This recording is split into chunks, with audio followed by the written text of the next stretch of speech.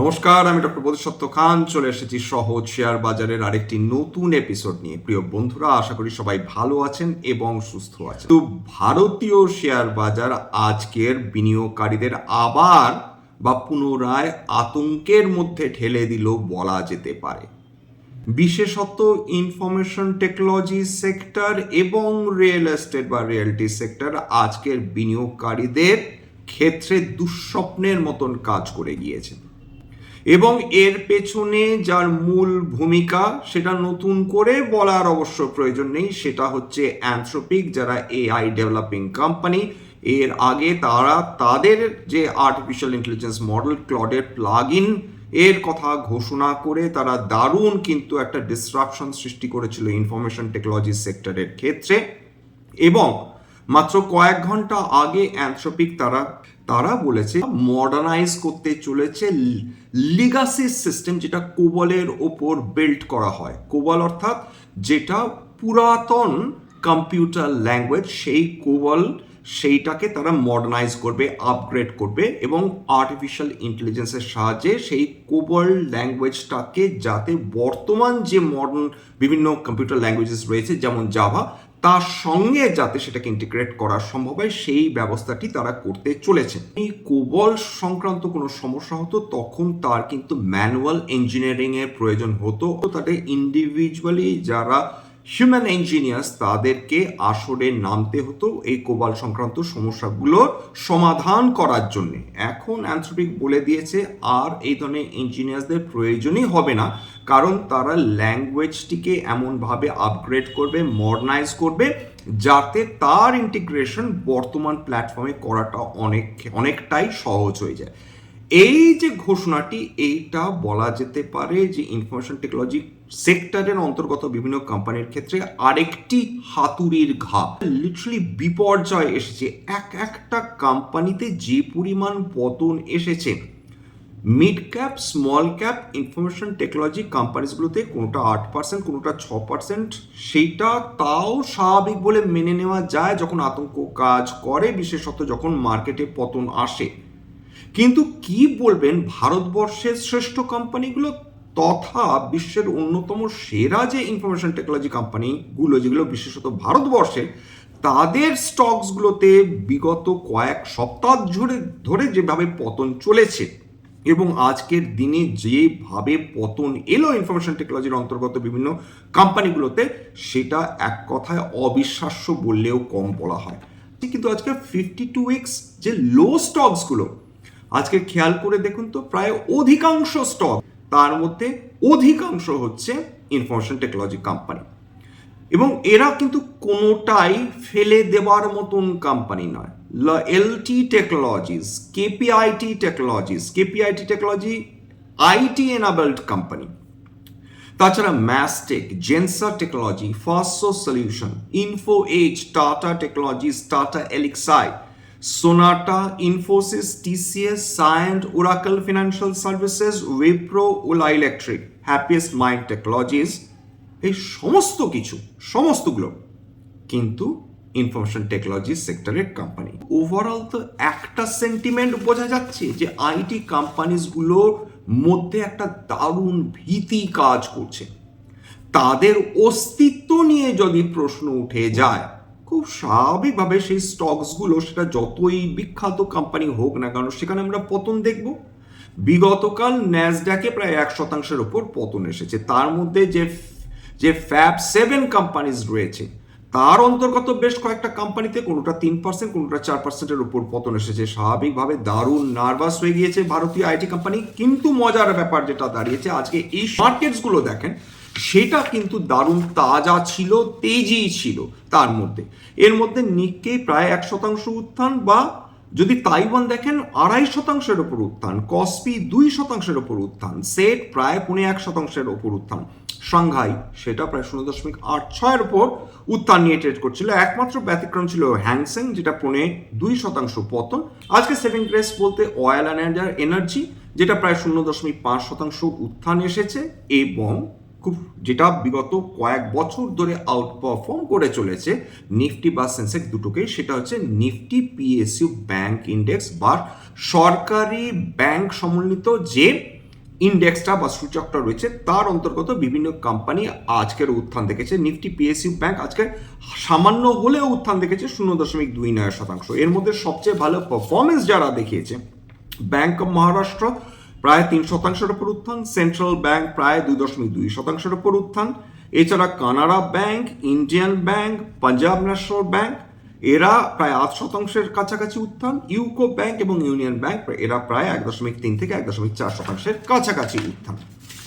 শুধু কি আইটি কোম্পানিগুলো আন্ডার পারফর্ম করেছে? খেয়াল করে দেখুন, নিফটি রেলটি আজকে 2.5%-এর উপর পতন। এর আগে বহুবার আলোচনা করেছি যে দেখুন, যখন নিফটি আইটিতে হেন আতঙ্ক শুরু হয়, সেইটার প্রভাব কিন্তু এমন এমন সেক্টরে পড়ে সেটা মানুষ হয়তো আগে ভেবেও দেখেনি। এবং রিয়েল এস্টেট সেক্টরে এই যে পতন এসছে সেটা বহুদিন আগে বলেছিলাম। এখন বিশেষজ্ঞরা যেটা বলে চলেছেন যে দেখুন, নিফটি রিয়েলটির যে উত্থান সেটা তখনই হয় যখন তাদের টোটাল নাম্বার অফ ইউনিটস সেটা যখন সেল বেশি হয়। এবং এই যে নিফটি রিয়েলটির অন্তর্গত যে বিভিন্ন কোম্পানিসগুলো রয়েছে, তারা যে প্রিমিয়াম ভ্যালুয়েশনের যে ফ্ল্যাটসগুলো বা ইউনিটসগুলো সেল করে, তার প্রধান খরিদ্দার কিন্তু ব্যবসাদার বাদ দিয়ে এই আইটি প্রফেশনালসরা। এবং আইটি প্রফেশনালসরা তাদেরকে বলা যেতে পারে ক্রেম দলা ক্রেম বা ক্রিম অফ দ্য ক্রিম। কেবলমাত্র মেধাবী নয়, মেধার সঙ্গে তাল মিলিয়ে এদের রোজগারটাও কিন্তু অন্যান্য অ্যাভারেজ ভারতীয়দের থেকে অনেক বেশি। এইবার সমস্যা যেটা দাঁড়াচ্ছে, 14 মাস ধরে আইটি সেক্টরে বিভিন্ন কোম্পানিতে জব কাটস বা লে অফস চলছে। কয়েক হাজার চাকরি তারা কমিয়ে দিয়েছে এবং এটা আরো বেশি ভীতির সঞ্চার করেছে। কারণ চাকরি না থাকে এই ধরনের আইটি প্রফেশনালসদের, তাহলে তারা যেভাবে বিভিন্ন রিয়েল এস্টেট প্রপার্টিসগুলো কিনতে পারত, বর্তমান যে অবস্থা চলছে বা যে অনিশ্চয়তার পরিবেশ রয়েছে, সেখানে কি মনে হয় তারা সেই ঝুঁকি নেবেন বা তারা সেই রিস্ক নেবেন? কারণ যদি আইটি সত্যি সত্যি আর্টিফিশিয়াল ইন্টেলিজেন্সের কারণে তারা বিপদের মধ্যে পড়ে, সবার আগে যারা ক্ষতিগ্রস্ত হবে তারা কিন্তু কোম্পানিগুলো না, তারা কিন্তু এই মেধাবী ছাত্রছাত্রী। এবং এরা যদি তাদের কাজ হারায়, সেক্ষেত্রে এই প্রিমিয়াম ভ্যালুয়েশনের রিয়েল এস্টেট যে প্রপার্টিসগুলো রয়েছে তারা কিনবে টাকে। ব্রিগেড এন্টারপ্রাইজ, ডিএলএফ এরা প্রায় 2%-এর উপর পতন, গুজরাট প্রপার্টিজ, লোথা ডেভেলপার্স তারা প্রায় 3%-এর কাছাকাছি পতন। এই যে এই চিন্তাটা একের পর এক কিন্তু বলা যেতে পারে তাসের ঘরের মতন বিভিন্ন সেক্টরকে কোল্যাপস করিয়ে চলছে বা বিভিন্ন কোম্পানিগুলোকে কোল্যাপস করিয়ে চলেছে। যদি তর্কের খাতিরে ধরেও নিই যে এই ভীতি অমূলক, কিন্তু বাস্তবটাকে অস্বীকার করা যায় না। বাস্তবটা এটাই যে আইটি সেক্টরগুলো বিগত 2 বছর ধরে দারুণ সাফার করে চলেছে এবং তার মধ্যে ইনফোসিস, টিসিএস এর মতন বড় বড় কোম্পানিগুলোও কিন্তু এই অস্বস্তির মধ্যে দিয়ে চলছে। নিফটি আইটির অন্তর্গত যে 10টা কোম্পানি রয়েছে তার মধ্যে কোফর্জ, এইচসিএল টেক প্রায় 6%-এর কাছাকাছি পতন, ইনফোসিস প্রায় 4%-এর কাছাকাছি পতন, এলটি মাইন্ডট্রি প্রায় 0.7% পতন, এমফ্যাসিস 0.4%, ওরাকেল ফিনান্সিয়াল সার্ভিসেস প্রায় 3%, পারসিস্টেন্ট সিস্টেমস 6%-এর ওপর, টেক মাইন্ড্রা 6.5%-এর ওপর পতন এবং টিসিএস প্রায় 0.4%-এর কাছাকাছি পতন, উইপ্রো প্রায় 0.3% পতন। কোনটা ছেড়ে কোনটা বলবেন? যেগুলোকে আমরা সেরা কোম্পানি ধরে থাকি, তাতে যদি কোনোটা 6, কোনোটা 7, কোনোটা 4%-এর মতন পতন হয়, কেবল একদিনে না, দিনের পর দিন যে পতন চলছে, খুব স্বাভাবিকভাবে বিনিয়োগকারীদের মধ্যে আতঙ্ক হবে। এবং আজকে যে শেয়ার মার্কেটে আমরা নতুন করে পতন দেখলাম, সেটা কেবলমাত্র আইটি সেক্টরের ভীতির কারণে হয়নি। আরেকটা নতুন করে অস্বস্তি বা ভীতি তৈরি হচ্ছে যে ডোনাল্ড ট্রাম্প আবার নতুন করে হুমকি দেওয়া শুরু করেছেন বিভিন্ন দেশগুলোকে। তিনি আবার নতুন করে ট্যাক্স বসাবার পরিকল্পনা করছেন বা নতুন ট্যাক্স বসাবেন বলে বিভিন্ন দেশকে হুমকি দিচ্ছেন। এইটা বাজারের মোটেই পছন্দ হয়নি। ভারতীয় বাজার এমনিতেই দুর্বল ছিল, এখন আরো দুর্বল হয়েছে, কারণ প্রাইমারিলি আইটির মেজর যে ব্যবসা সেটা আসে আমেরিকা থেকে। এবং আমেরিকাতে যদি এরকম উথাল পাথাল হয়ে থাকে, যদি এরকম বিভিন্ন এআই যে ডেভেলপার্স তারা যদি এরকম বোল্ড ক্লেম করতে পারে, সেক্ষেত্রে খুব স্বাভাবিক যে আমাদের কোম্পানিগুলোতে একটা ভীতি কাজ করবে বা করে চলেছে। মেটাল সেক্টরে যদি খেয়াল করে দেখেন যে আজকের 0.93% উত্থান হয়েছে বাজার শেষ হওয়া অবধি। এর মধ্যে যে স্টকসগুলো আউটপারফর্ম করেছে তার মধ্যে রয়েছে হিন্দুস্তান জিঙ্ক প্রায় 1.1% উত্থান, জিন্দাল স্টিল, জেএসডব্লিউ স্টিল 1%-এর উপর উত্থান, লয়েডস মেটাল 2.2%-এর উপর উত্থান, এনএমডিসি 2.4%-এর উপর উত্থান, বেদান্ত 2%-এর উপর উত্থান।